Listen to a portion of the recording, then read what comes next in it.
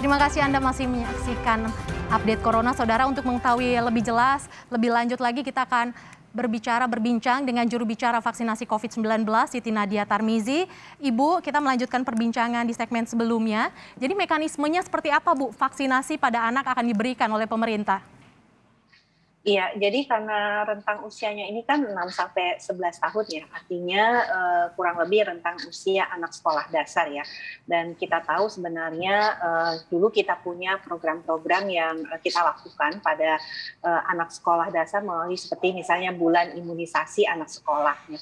Tetapi tentunya mekanisme yang bisa kita lakukan pertama adalah yang paling mudah dan paling cepat ya, karena kita juga berharap ini kekebalan kelompok pada usia 6 sampai 11 tahun ini segera terbentuk, sehingga tentunya yang pertama kali adalah melalui sekolah masing-masing ya, karena dengan mudah untuk pendataan dan juga izin orang tua nih kan Mbak Mercy, karena kan anak usia 6 sampai 11 tahun akan sangat tergantung pemberian vaksinasinya dari izin orang tua tersebut.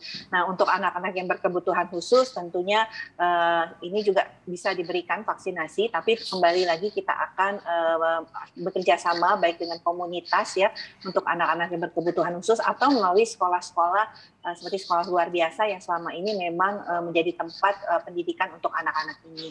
Nah, yang lain sentra vaksinasi juga masih memungkinkan untuk kita buka, tetapi hanya untuk anak-anak usia 6 sampai 11 tahun, karena mungkin secara psikologis ya anak-anak lebih nyaman kalau kemudian ini pada kelompok populasi yang sama dengan usia mereka. Ada tambahan jumlah target penerima vaksinasi anak di usia 6 hingga 11 tahun. Bagaimana tentang kesiapan stok vaksinasi sendiri, sendiri Ibu Nadia? Bagaimana stok vaksin COVID-19 saat ini situasinya?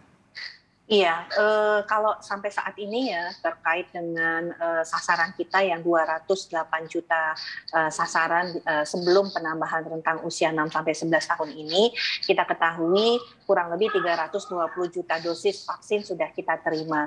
Dari 320 juta dosis vaksin ini tentunya sebagian sudah kita distribusikan, dan kita berharap pada akhir Desember itu 85% dari 208 juta tadi sudah mendapatkan suntikan dosis pertama dan 60% sudah mendapatkan dosis kedua. Nah, ini tentunya yang menjadi prioritas kita dulu sampai dengan akhir tahun ini, mengingat ini adalah kelompok yang memang sudah kita targetkan sejak bulan Juli, dan juga kelompok yang sebagian sudah mendapatkan dosis pertama ya. Jadi memang untuk Sinovac sendiri kita masih menunggu sekitar 40 juta dosis yang ini seharusnya kita berikan kepada masyarakat yang sudah menerima dosis pertama. Jadi ada 40 juta dosis yang masih kita tunggu untuk pemberian dosis kedua.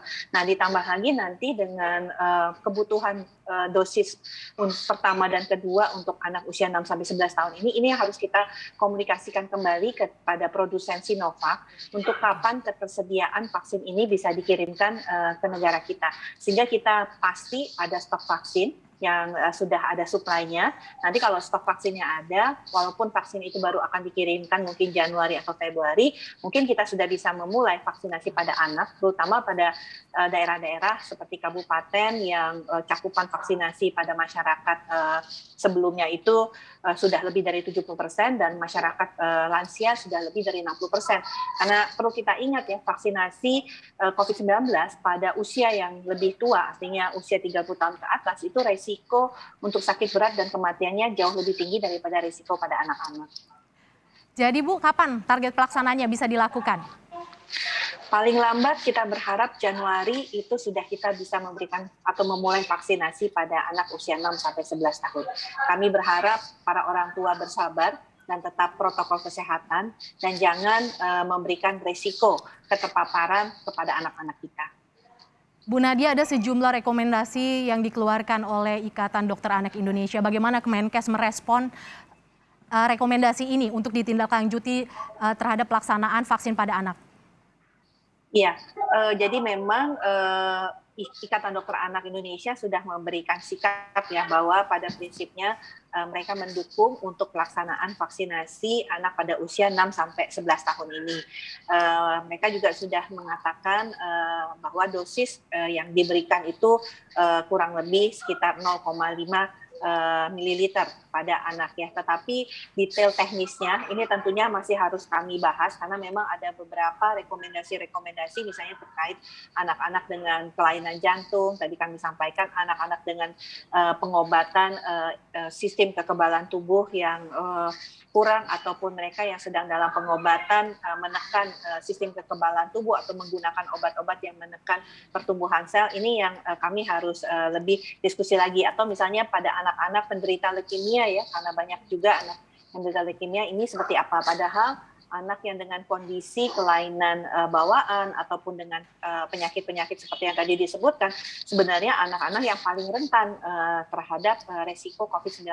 Nah, ini yang kami sedang bahas dan sedang dikaji bersama dengan Ikatan Dokter Anak Indonesia untuk kemudian kita bisa membuat sebuah form screening yang nanti bisa digunakan seluruh sentra vaksinasi ataupun fasilitas pelayanan kesehatan, termasuk puskesmas.